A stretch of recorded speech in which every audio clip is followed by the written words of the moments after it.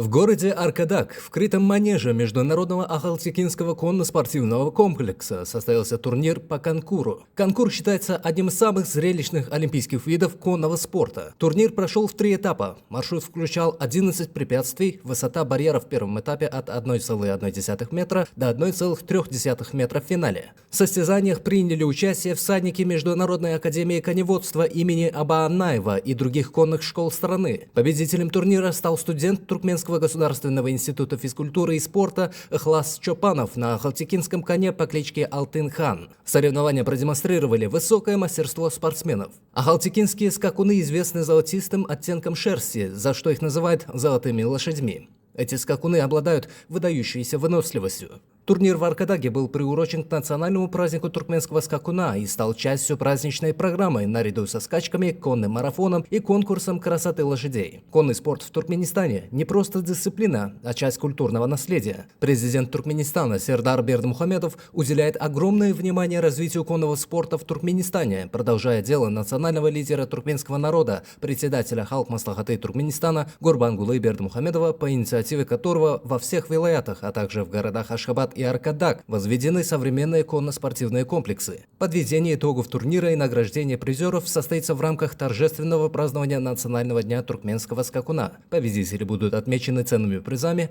а все участники – благодарственными грамотами. Halkara halk atçılık spor toplumuna geçirilen atli pəsəlçiklə bökmə yarışda birinci nasip oldum. Yarış orayan çekerişkili geçti. Men öz Altınxan'ın bedevatım bilen birinci nasip oldum. Menin seytim Begil Qaracayev, menin halipaçılık edýän okuw sapaklarynda muallimim Duydanov Marat.